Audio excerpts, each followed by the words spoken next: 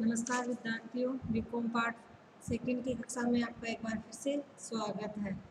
अपन पढ़ेंगे cost accounting. Cost accounting में लागत लेखांकन में अपन ने पहले भी पढ़ा है कि लागत लेखांकन की आवश्यकता क्यों हुई, जब वित्तीय लेखांकन होते हुए भी लागत लेखांकन की आवश्यकता महसूस क्यों हुई।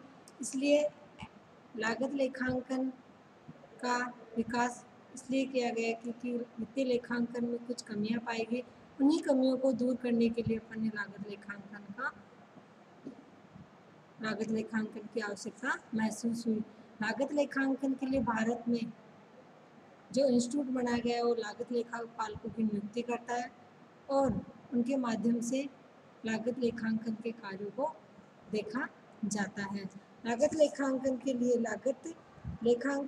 लागत ज्ञात करने के लिए लागत लेखा मानक भी तैयार किए गए हैं। लागत लेखांकन की आवश्यकता को ध्यान में रखते हुए जो वित्तीय लेखांकन में कमियां पाई गई, जैसे वित्तीय लेखांकन पूर्ण सूचनाओं का अभाव रहता है वित्तीय लेखांकन में, तो वित्तीय लेखांकन वित्तीय मूल्य का निर्धारण नहीं कर पाता है, वास्तविक व अनुमानित लागत में तुलना नहीं कर पाता है। इन्हीं कमियों को दूर करने के लिए लागत लेखांकन की आवश्यकता हुई। लाभ हानि लक्ष्यों का पूर्व निर्धारण भी नहीं होता है। लागत लेखांकन में लागत ज्ञात करने के लिए वो लागत प्रति इकाई लागत किसी वस्तु की उत्पादित वस्तु की प्रति इकाई लागत ज्ञात करने के लिए और उसकी विक्रय मूल्य ज्ञात करने के लिए भी महत्वपूर्ण माना गया है। अब अपन पढ़ेंगे, अपन ने लागत लेखांकन और वित्तीय लेखांकन में बहुत सी समानताएं होते हुए भी उनमें अंतर देखा था। जो कि लागत लेखांकन में वित्तीय लेखांकन में अंतर के आधार माने थे वो थे उनके उद्देश्य के आधार पर भी क्योंकि लागत लेखांकन और वित्तीय लेखांकन में लेखांकन करने के तरीका समान है, उसमें लाभ हानि ज्ञात करने का तरीका समान है, फिर भी उनमें कुछ आधार पर अंतर देखा जाता है। जैसे लागत लेखांकन में वित्तीय लेखांकन में उद्देश्य के आधार पर अंतर देखा जाता है, क्षेत्र के आधार पर भी अंतर देखा जाता है और लागत के स्वभाव के लेखांकन के स्वभाव के आधार पर भी और व्यवहारों के स्वभाव के आधार पर भी अंतर देखा जाता है। रिकॉर्डिंग के आधार पर भी लागत लेखांकन एवं वित्तीय लेखांकन में अंतर देखा जाता है। लाभों का विश्लेषण करने में भी लागत लेखांकन एवं वित्तीय लेखांकन में अंतर देखा जाता है। अंकेक्षण ऑडिटिंग के आधार पर भी लागत लेखांकन एवं वित्तीय लेखांकन में अंतर देखा जाता है। इन्हीं अंतरों को ध्यान में रखते हुए लागत लेखांकन और वित्तीय लेखांकन में बहुत सी समानताएं होते हुए भी उनमें अंतर पाया जाता है। अब ये देखते हैं कि अपन लागत लेखांकन किन किन क्षेत्रों में या किन किन क्षेत्रों में उपयोगी है। लागत लेखांकन किन किन क्षेत्रों में महत्वपूर्ण भूमिका निभाता है। अपन देखते हैं कि लागत लेखांकन का महत्व एवं लाभ, लागत लेखांकन का महत्व क्या है एवं उसे लाभ क्या क्या मिल रहे हैं। कि लागत लेखांकन से यदि कोई प्रॉफिट ही नहीं होता तो वित्तीय लेखांकन ही अच्छा था, लेकिन लागत लेखांकन के कुछ महत्व या उससे कुछ लाभ हो रहा है या अपने प्रॉफिट में वृद्धि हो रही है तो लागत लेखांकन के लाभों को देखा गया है। लागत लेखांकन के लाभों के लिए उसमें क्या है कि लागत लेखांकन के लाभों को अनेक प्रकार से देखा गया है। जैसे प्रबंधकों के लिए भी लागत लेखांकन उपयोगी है। उसमें भी अपन ने देखा है कि प्रबंधकों के लिए ये दो क्षेत्रों में, जैसे उत्पादन के क्षेत्र में और एक विक्रय के क्षेत्र में। जैसे प्रबंधकों के लिए उत्पादन के क्षेत्र में लागत लेखांकन किस प्रकार उपयोगी है ये देखा गया है और विक्रय के क्षेत्र में किस प्रकार उपयोगी ये भी देखा गया। और फिर इसके बाद में देखा गया कि कर्मचारियों के लिए लागत लेखांकन किस प्रकार उपयोगी है, उनको किस प्रकार उनका लिए लागत लेखांकन अधिक उपयोगी सिद्ध हो सकता है और सरकार के लिए लागत लेखांकन किस प्रकार उपयोगी है ये भी देखा गया है। उपभोक्ताओं के लिए लागत लेखांकन किस प्रकार उपयोगी है ये देखा गया और विनियोजकों के लिए भी लागत लेखांकन उपयोगी है ये देखा गया है। मतलब लागत लेखांकन अपने अलग अलग क्षेत्र में अपनी अलग अलग महत्वपूर्ण भूमिका निभाता है। अपन सबसे पहले पढ़ेंगे प्रबंधकों के लिए लागत लेखांकन किस प्रकार उपयोगी है। प्रबंधकों के लिए लागत लेखांकन को भी दो भागों में या दो आधारों पर देखा जा सकता है, जिसमें है कि एक तो उत्पादन के क्षेत्र में प्रबंधकों के लिए लागत लेखांकन किस प्रकार उपयोगी है, और एक है कि विक्रय के क्षेत्र में लागत लेखांकन प्रबंधकों के लिए किस प्रकार उपयोगी है। पहला है कि उत्पादन के क्षेत्र में लागत लेखांकन प्रबंधकों के लिए किस प्रकार उपयोगी है, उसके लिए सामग्री श्रम व संयंत्र का सर्वोत्तम उपयोग होता है। इसमें बताया गया है कि लागत लेखांकन से प्रबंधकों के लिए जो प्रबंधक जो उत्पादन करते हैं उसमें सामग्री श्रम व उसमें उपयोग होने वाले इक्विपमेंट्स का सही तरीके से उपयोग हो रहा है।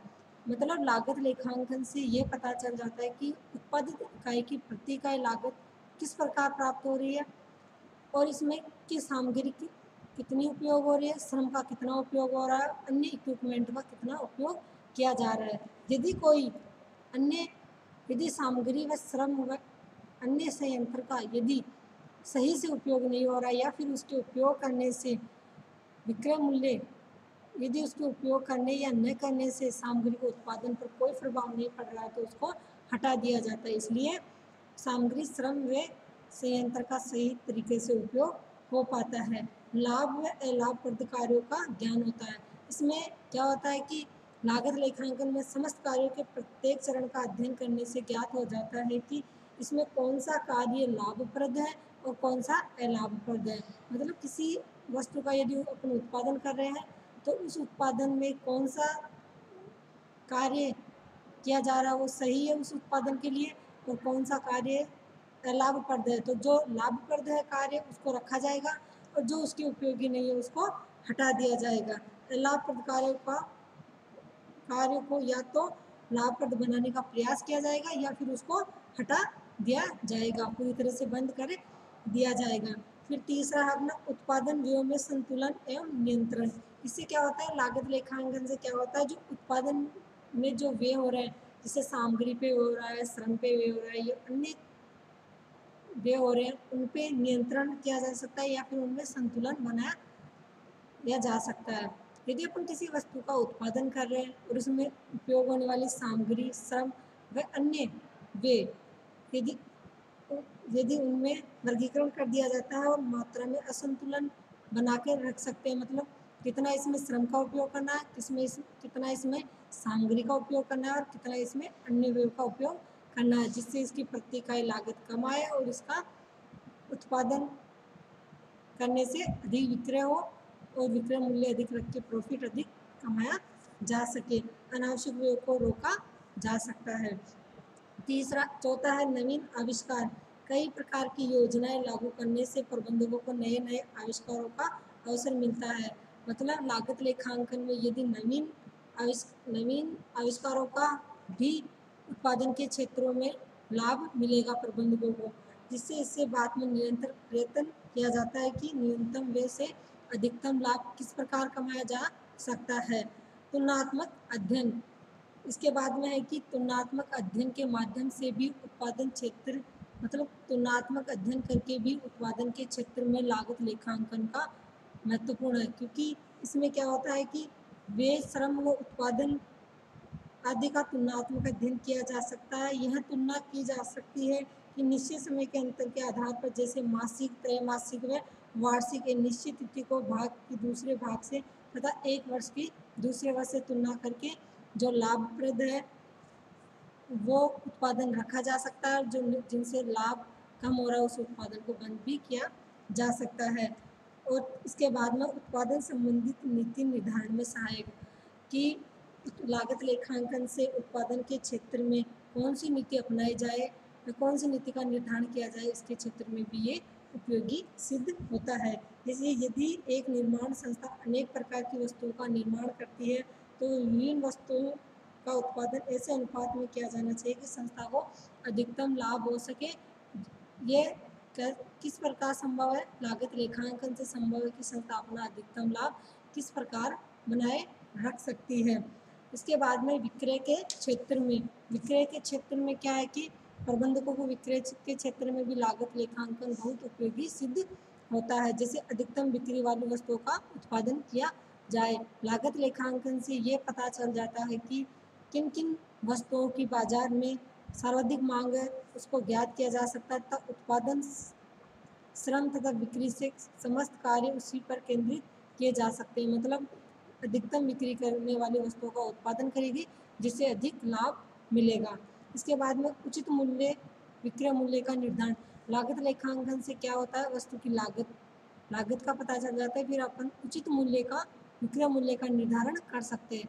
जैसे उत्पादन करेंगे किसी वस्तु का तो उसमें कितनी श्रम का उपयोग हो रहा है, कितनी सामग्री का उपयोग हो रहा है और कितने अन्य व्यय का उपयोग हो रहा है, तो उसकी उत्पादन लागत पता चल जाएगी, जिससे अपन एक निश्चित विक्रय मूल्य रख के अपन अपना लाभ कमा सकते हैं। उचित विक्रय मूल्य का निर्धारण भी लागत लेखांकन के माध्यम से किया जा सकता है। जैसे कुल लागत मूल्य में कुछ प्रतिशत लाभ जोड़कर विक्रय मूल्य ज्ञात निकाला जा सकता है। यदि विक्रय मूल्य दूसरे उत्पादनकर्ताओं से अधिक है तो लागत लेखांकन द्वारा यह जानने का प्रयास किया जाता है कि मूल्य में कमी किस प्रकार की जा सकती है। विक्रेताओं की कुशलता से भी लागत लेखांकन विक्रेताओं की कुशलता पर भी लागत लेखांकन का प्रभाव पड़ता है। मतलब लागत लेखों के आधार पर यह अनुमान लगाना सरल हो जाता है कि कौन सा विक्रेता अधिक कुशल और कौन सा अकुशल है। अकुशल विक्रेताओं को सुधारने का प्रयास किया जा सकता है। विज्ञापन की सुव्यवस्था करना। लागत लेखांकन यह तो सर्वमान्य है कि बिक्री वृद्धि में विज्ञापन का अपना महत्वपूर्ण योगदान होता है। मतलब ये भी कहा जाता है कि जो विज्ञापन क्या है, किसी चीज़ का बताना, बढ़ा चढ़ा के बताना कि ये वस्तु इतनी उपयोगी है, तो जो चीज़ दिखेगी वो बिकेगी। मतलब विज्ञापन के माध्यम से भी अपन अधिक लाभ कमा सकते हैं, लेकिन कितनी बिक्री बढ़ी इसका अनुमान तो लागत लेखों के आधार पर ही पता चलता है। इस प्रकार विज्ञापन की व्यवस्था भी करना से भी प्रबंधकों को लाभ हो सकता है। विक्रय व्यय पर नियंत्रण।